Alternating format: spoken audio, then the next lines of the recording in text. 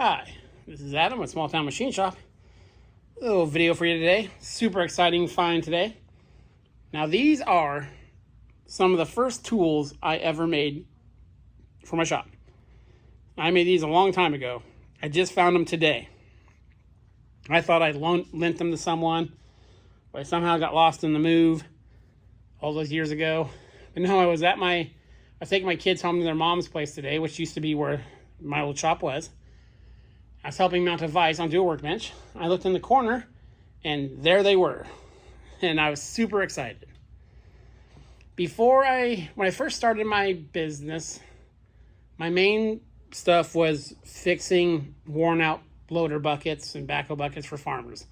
Lots of putting bushings and, ears and stuff like that. I didn't have a milling machine, but I had an old, from 1901 Hindi lathe that someone had put like 6-inch risers on. That thing would swing almost 30 inches.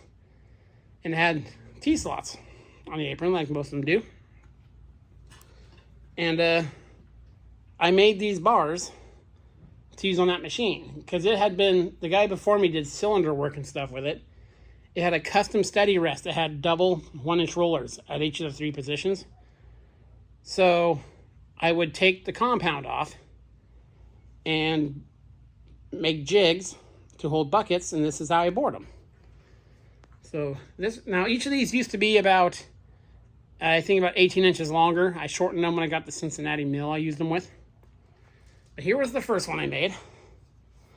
Very crudely. You see I put a set screw in the back, so you put your square tool there. And that's how you would advance it, pseudo-accurately.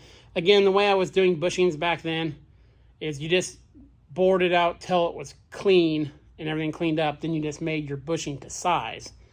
Because small farmers aren't going to pay to have stuff bore welded and all that stuff. So this was a very economical way to get them back up and going. So that was the first one I made.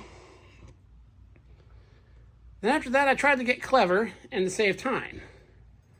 So this one has 2 in it. Again, there's my adjustment screw. So I could hold it out here and in the same setup, do both of them. And that actually worked really well. This side was longer too. I cut these down because to drive them in my Cincinnati mill, I used an end mill holder because obviously it's not tapered or anything. But this was probably about that long. I'd hold this end in the chuck, and I dial this side in on the steady rest. And that one actually worked really well. And I thought I was so clever, so proud of myself for that.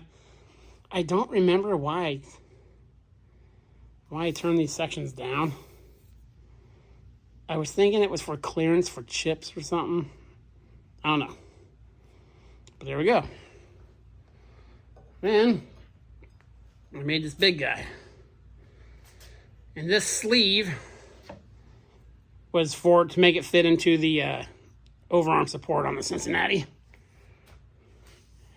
And there's the flat I cut to drive it in the mill. And these are mostly hand cut. I had a benchtop die filing machine to rough it in, and I just used a 3-corner file to finish her off. Here you could see where I was going to put the hole, but I didn't think it was in far enough, so I went to the other side and started over. So that's the set screw that holds the bit in. There's one over here too. And this is a machined collar that fits it. Yeah. Very cool to find those. And we can put them to work. They're pretty short, but I could use them in the Van Norman. Just have to look at the overarms, see what size they are. Or modify them to work in the lathes, just how I used to use them. Because it was so cool to find these. When you have your shop going, there's so many tools you can make, and boring bars are easy to make, especially this kind.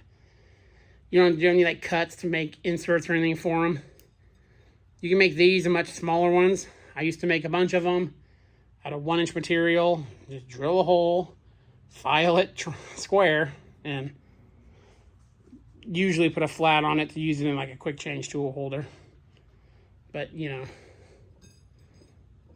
is this a lot of good memories finding those, and we'll put them to use in the shop for sure. So yeah, I thought I'd share that with you. Very cool.